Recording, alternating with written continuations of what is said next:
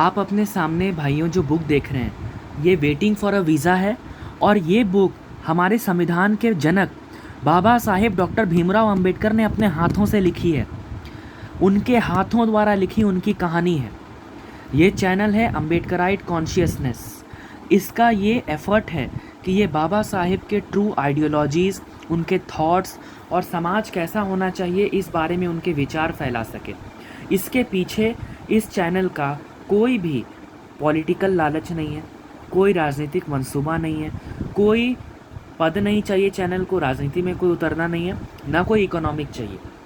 Channel निस्वार्थ भाव से बाबा साहेब के बारे में है। देखिए, आपको बाबा साहेब के बारे में आप उनके बारे में सुनते हो, उनके मूर्तियाँ आपने देखी होंगी, उनके बारे में नारे लगते हुए सुने होंगे, लेकिन बाबा साहेब असल में क्या चाहते थे, बाबा साहेब क्या सोचते थे, इस चीज़ को अब बताने के लिए बाबा साहेब हमारे बीच नहीं रहे हैं। और इस चीज़ को जानने के लिए उन्होंने हमें ये किताबें दी हैं। इस तरह की कनेकों किताबें बाबा साहेब ने लिखी हैं और उन्होंने कहा था हमसे कि मेरी पूजा मत करो बल्कि मुझे पढ़ो। और यहाँ इस चैनल पर हमने बाबा साहेब की autobiography waiting for a visa को आपको संक्षेप में ऑडियो फॉर्म में सुनाने का काम शुरू किया है और अभी हिंदी में है। हम कोशिश करेंगे कि इसे मराठी और इंग्लिश में भी लाया जा सके और भाषाओं में लाया जा सके। तो भाइयों, वेटिंग फॉर अ वीज़ा ये किताब आपको अवेलेबल है, लेकिन हो सकता है आपके पास पढ़ने का टाइम ना हो, तो ये वीडियो आपके लिए बहुत हेल्पफुल होने वाला है। ज़्यादा लंबा नहीं करूँगा। इस बुक में इस वीडियो में मैं आपको इस बुक का इंट्रोडक्शन देने वाला हूँ। इस बुक में टोटल 6 चैप्टर्स हैं। बुक जो है ना, ये मोटा माटी अनटचेबिलिटी के इर्द गिर्द घूमती है कि क्या क्या अनटचेबिलिटी की इंटेंसिटी थी। हमने सब सुना है, लेकिन असल में वो किस फॉर्म में प्रैक्टिस होती थी, किस हद तक वो हमारे सोसाइटी में थी, बुक वो दर्शाती है। पहले 4 चैप्टर बाबा साहेब के अपने पर्सनल एक्सपीरियंस बाबा साहेब ने बताए हैं और बाकी के 2 चैप्टर्स उन्होंने जो एक्सपीरियंस सुने हैं लोगों की चिट्ठियों से या गोष्ठियों में, मीटिंग्स में, उसके बारे में है। तो अभी मैं देखता हूँ कि बाबा साहेब के अनुसार ये बुक हमें क्या क्या बताएगी। हमारे सोसाइटी में फॉरेनर्स और हमारे आज के नए युग के बच्चे, मैं आपको बिल्कुल समरी बता रहा हूँ, मैं लाइन बाय लाइन नहीं पढ़ रहा हूँ।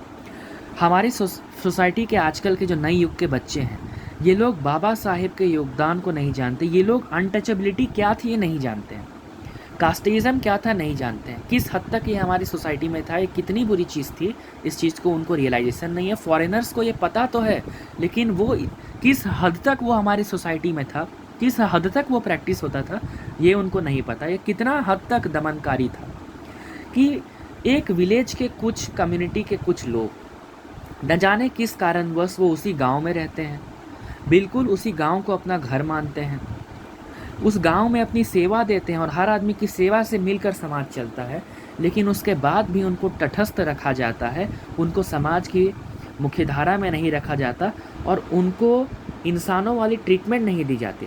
जो दुकान पर सामान खरीदने जाते हैं उनको फेंक कर दिया जाता है, उनको शिक्षा नहीं दी जाती है, उनको सही जीवन के लिए एक्सेस नहीं होता है, वो कोई बढ़िया काम नहीं कर सकते हैं, वही पारंपरिक जो चला आ रहा है उनका काम वही उनको करना होगा।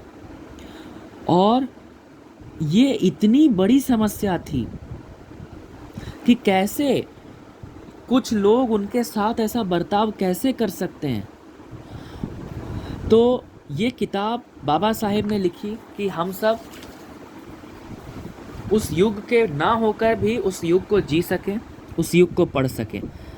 तो record of cases of treatment हैं इसमें। और अनटचेबिलिटी को अगर हमें समझना है, बाबा साहेब खुद कहते हैं कि अनटचेबिलिटी को समझने के लिए हमारे पास 2 तरीके हैं।